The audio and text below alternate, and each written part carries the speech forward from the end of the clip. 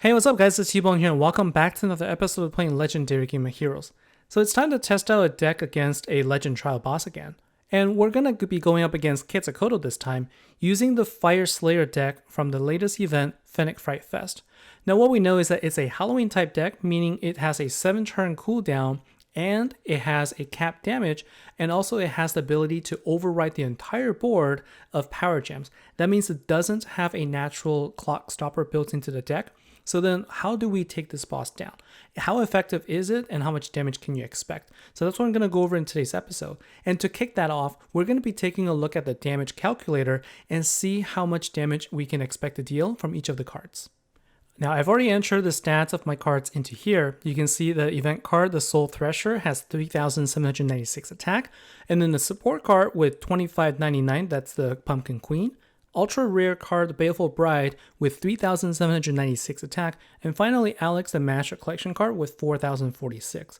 I've also included in there the 240% attack increase, and you can see that in the Slayer event, the event card, Soul Thresher, was dealing 58.9 billion damage, while the Master Collection card was able to deal close to 80 billion damage.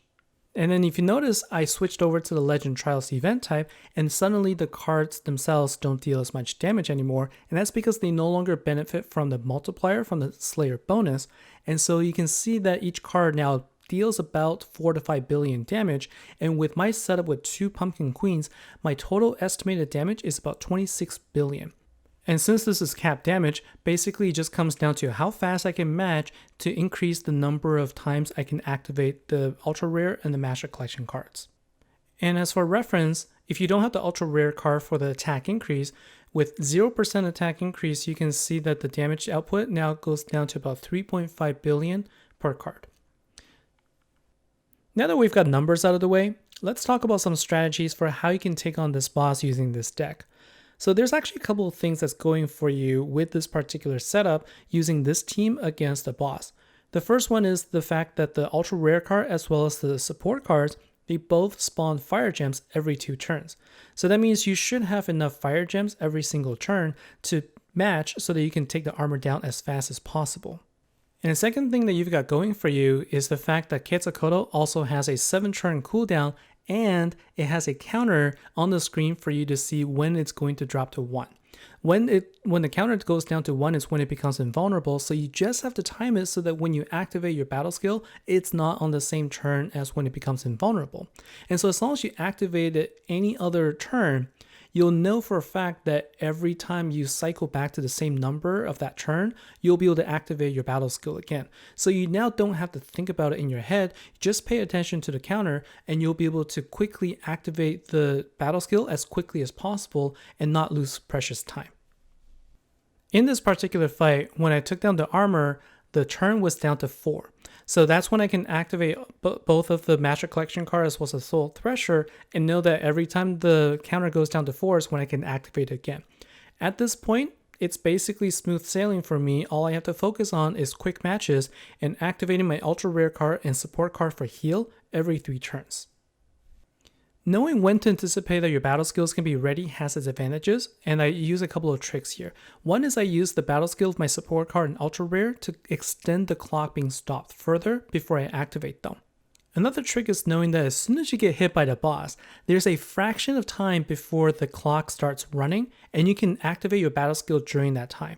So if you time it right, you can keep the clock from running and you can activate your battle skill. All of these little tricks will make sure that you have that much more time for the one additional hit, which sometimes can make a big difference. In this particular fight, I averaged about 3.5 game seconds every 7 turns, and I was able to activate my battle skills 11 times, for a total of about 300 billion damage in one fight alone. But the thing is, every time you activate the battle skills, I'm losing 1.7 seconds off the clock. And because I attacked 11 times, that was 18.7 seconds I lost from the game clock there, which is quite a bit. And so the natural thing then is to ask yourself, will having a clock stopper help in this case? So let's take a look at that team right now. Now, for those of you who are watching who may not be familiar with what I mean by clock stopper, there are some cards that are in the game which will actually spawn heart gems. And they have one of each affinity. So in my case, I'm using a fire deck, so I have Yessa, and there's a 3-star version of that card as well that can spawn heart gems instead of fire gems. So after I've activated my Master Collection card and event card, I can then use their battle skill to stop the clock from running.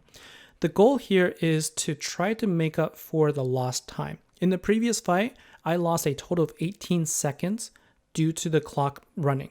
So I brought in a clock stopper with the intent of using those time to do more matches.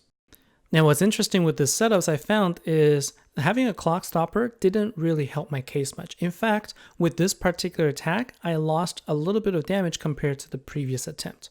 And the reason for that is because of the following. One, I'm losing 20% of my overall damage by bringing in a clock stopper. However, this team doesn't benefit from having higher intensity numbers.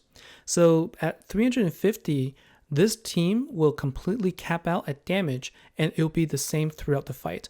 Whereas some other types of decks actually benefit from having a higher intensity count because their damage boost is going to be dependent on the intensity numbers. And so the more you can stop the clock and the more time you can put in the clock, those type of decks will benefit more. But that doesn't actually matter for this particular deck. So what happens is by losing 20% of your total damage, you have to make up for those damage because everything is constant. So then in the end, the time that you saved is used to deal more damage, but because the total output is less, it evens out in the end. Now, I think if you're able to match even faster and do a little bit more, you might have a little bit of an advantage, but so far from what I'm seeing, it's really not that much.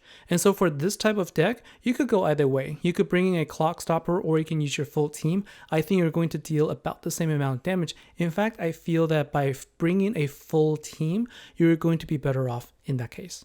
So based on what I saw, this deck is definitely capable of taking down Quetzacoatl, although it's not a one-shot team, and it's going to take a few attacks before you can take him down.